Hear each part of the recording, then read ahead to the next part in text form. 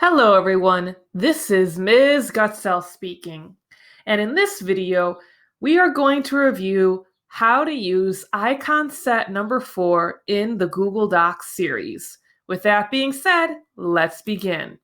So, icon set number 4 consists of bold, italic, underline, text color, and highlight color. So, if I have text within the Google Doc I'm working on, I can highlight it by clicking on my cursor and selecting the text. If I click on the B button, it will bold the text. If I click on the italic button, it will italicize the text. If I click on the underline button, it will underline the text. If I click on these icons again, what will happen is it will revert the text back to its original state.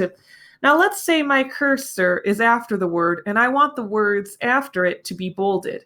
If I click on bold, what will happen is if I type my next word, it will be bolded. If I unclick on it, my next text will be regular. The same applies for italics and underline.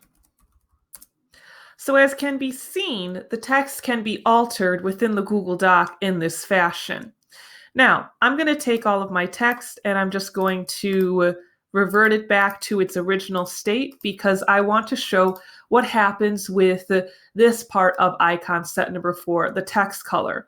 So if I highlight a word and click on text color, I can then select from any of these options to change my text color. I could make it this color, and I could do so for individual words or for an entire set of words. So maybe I'll select this color. If I need to revert my words back to their original color, all I have to do is click on text color again and then go with the first black option.